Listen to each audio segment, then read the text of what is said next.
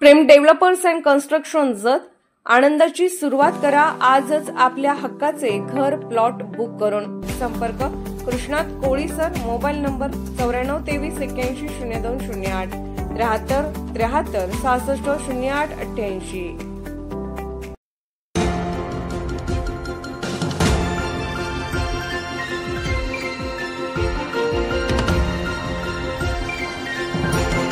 आपण पाहत आहात जत मराठी न्यूज। दरीबडची विद्यालयात गैरकारभाराचा आरोप, सखोल चौकशीची मागणी। जत तालुक्यातील मौजे दरीबडची येथील दरीबडची विद्यावर्धक मंडळ व या संस्थेच्या अंतर्गत चालवण्यात येणाऱ्या Shri Bhairavnath high school and junior college Daribadchi या शाळेमध्ये मोठ्या प्रमाणावर गैरकारभार होत असल्याच्या तक्रारी समोर आल्या आहेत।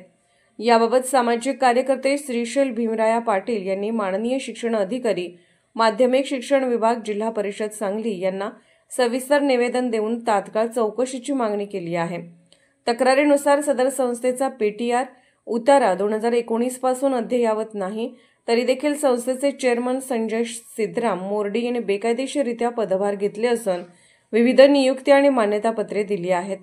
पीटीआर अद्ययावत नसताना देखील शिक्षक व मुख्याध्यापकांच्या मान्यतेसाठी पत्रे दिली गेल्याबाबत संबंधित विभागाने लेखी उत्तर देण्याची मागणीही निवेदनात करण्यात आली आहे। तसेच एकाच वेळी 2 प्रभारी मुख्याध्यापकांची नेमणूक कोणत्या आधारावर केली याची पण सखोल चौकशी करण्याची मागणी केली आहे। विशेषतः मुख्याध्यापक श्री चौगले MV हे 31 मे 2024 रोजी सेवानिवृत्त झाले। त्यानंतर श्री संदी IAA यांची मुख्याध्यापक म्हणून नियुक्ती करण्यात आली। मात्र या प्रक्रियेत देखील बेकायदेशीर चेअरमनने पीटीआर उतारा विना प्रस्ताव पाठवले। जून 2024 ते फेब्रुवारी 2025 दरम्यान अनेक कालखंडामध्ये प्रभारी मुख्याध्यापक म्हणून विविध स्वाक्षरी मान्यता प्रस्ताव पाठवले गेले। श्री संदी IAA यांनी प्रभारी मुख्याध्यापकांची मान्यता नाकारल्यानंतर सेवा ज्येष्ठता डावलून पाटील BM मॅडम यांना प्रभारी मुख्याध्यापक नेमण्यात आले। या प्रकारामुळे मार्च, एप्रिल व मे 2025 चे कर्मचारी पगार रखडले। पगारासाठी ज्येष्ठ संचालक श्री रामू मायप्पा खलाटे यांनी आंदोलनाचा पवित्रा घेतला होता। त्यानंतर शिक्षण अधिकारी यांनी आपल्या अधिकारातून परत सेवा ज्येष्ठतेने श्री संदी IAA यांची प्रभारी मुख्याध्यापक म्हणून ऑगस्ट 2025 अखेर नेमणूक केली। त्यानंतर 1 महिन्यानंतर आणि प्रभारी मुख्याध्यापक म्हणून पाटील BM मॅडम यांनी नेमणूक केली।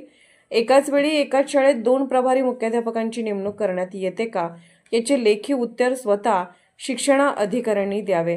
शिवाय कोणतीही परवानगी न घेता कर्मचारी भरतीसाठी जाहिराती देण्यात आल्या असून संस्थेच्या नातेवाईकांना भरती करून घेतल्याचे आरोप आहेत। तसेच संस्थेमध्ये तक्रारी सुरू असतानाही गावकरी व ज्येष्ठ नागरिकांनी सादर केलेल्या 2300 सहीच्या निवेदनावर कोणतीही कार्यवाही करण्यात आलेली नाही। संस्थेतील काही कर्मचाऱ्यांना जाणीवपूर्वक नोटीस देऊन त्रास दिला जात असल्याचेही निवेदनात म्हटले आहे। या संपूर्ण प्रकरणाची सखोल चौकशी करून बेकायदेशीर चेअरमन आणि मुख्याध्यापक यांच्यावर तात्काळ कारवाई करण्यात यावी अशी मागणी करण्यात आली आहे। जत मराठी न्यूज चॅनलला लाईक करा, शेअर करा आणि सबस्क्राईब करा।